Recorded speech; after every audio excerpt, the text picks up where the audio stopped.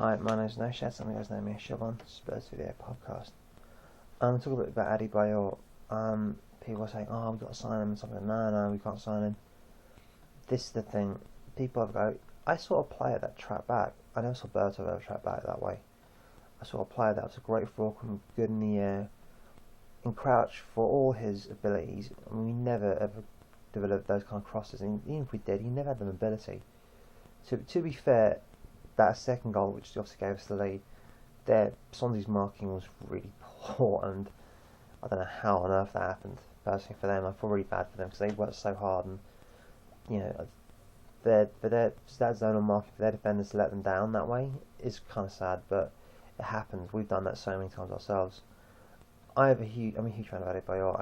I thought even back when he was playing for Arsenal, I thought, wow, this is a player that will be the new Drogba. Even though Drogba was, definitely not, wasn't exactly old, but he was just everything you saw in Drogba. Adebayor also had. He was tall, powerful, not with that skill, and that's his ability to bring other players in the game. Is the one thing I think isn't great is shooting isn't as good as it could be. I think shooting could be a little bit more precise. He's not like all that clinical finisher that Jermaine Defoe is. But I think right now, I'm not saying he's in a comfort zone, but he hasn't got that threat of like knowing that, I'm not going to be playing every game.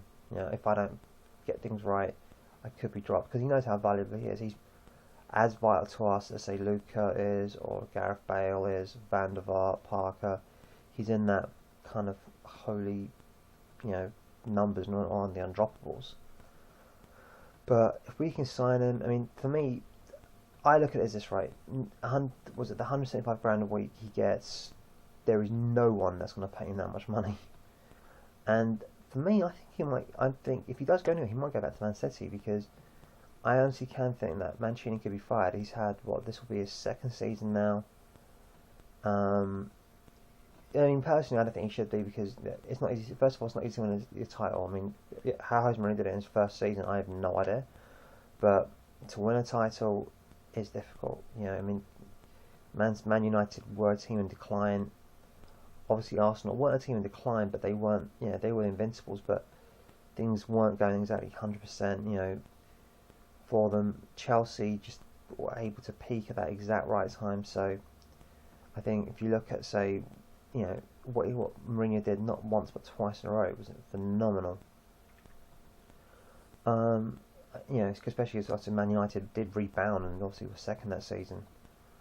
But if you look at the way Spurs, are playing, the way Man City are doing, they're second.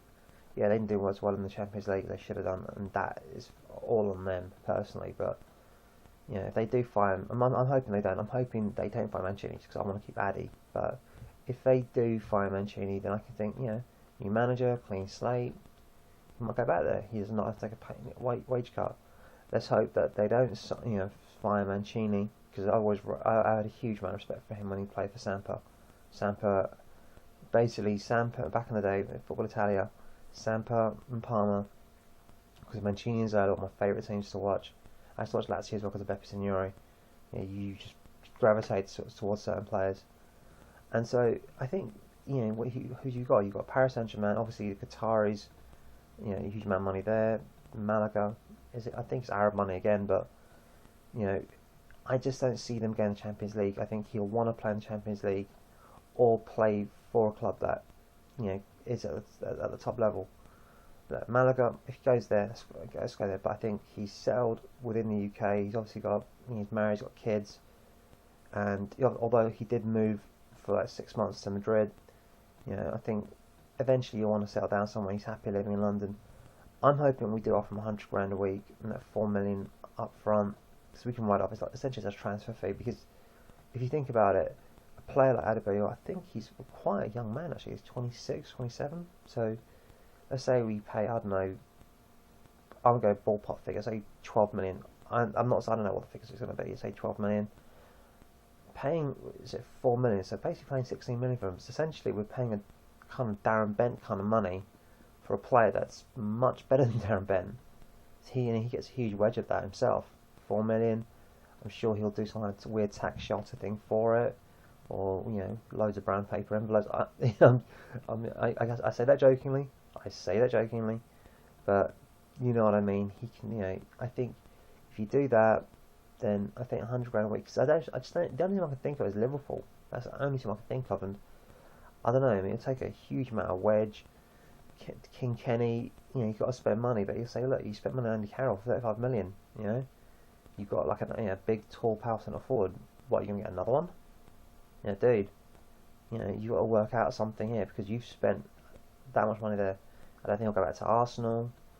Chelsea, that is a danger because I think if he wants to, he's happy to play in London. They're obviously looking for someone that can replace Drogba eventually, and that will be the danger. But I just don't see that many clubs that could be interested to play. I mean, again, my mate Jeremy Connon talks about it. I'm hoping my mate Peter Stoker actually maybe say a bit more about it.